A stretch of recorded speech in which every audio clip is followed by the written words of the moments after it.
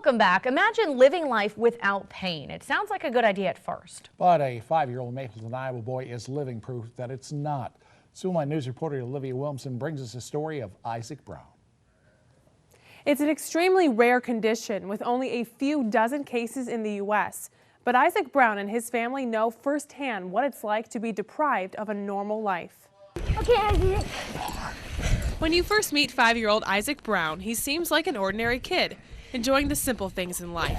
But as an infant, the Browns realized something wasn't quite right. From probably, several months old to 17 months, it was the normal learning how to walk, falling down, hitting your head on the corner of something, falling down the steps, stuff like that, the normal things that would normally cause him to cry, and he never did. Then the unthinkable. He put his hand on a hot burner, and the kids, Jacob had to physically remove him from the burner, and he had every pad of his finger and his whole hand was covered in blisters, and it didn't seem to bother him. It scared Isaac's parents so much they took him to the doctor. Specialists in Omaha did MRIs and an EEG and found nothing. But after hearing more about the incidents from his parents, doctors eventually diagnosed Isaac with congenital insensitivity to pain. The doctors in Omaha recommended Isaac get genetic testing, but that costs more than $70,000. We just kind of went along life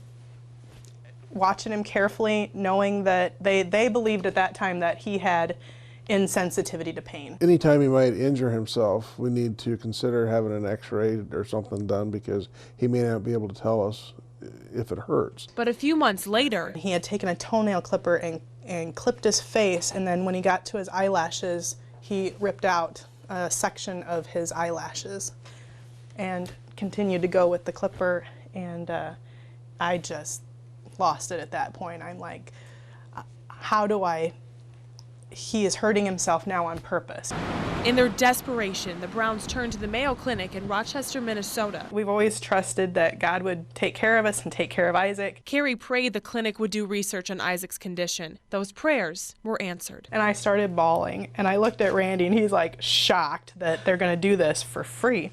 And so they took our blood, they took Isaac's blood, and didn't they? And they're doing genetic testing. But 2.5 years after donating Isaac's blood, the clinic is still looking for a mutated gene in Isaac's DNA. Tomorrow night, we'll tell you about another symptom of the disease that makes Isaac's life even tougher, and a search to find a cure for all of this. Near Mapleton, Iowa, Olivia Williamson, Siouxland News.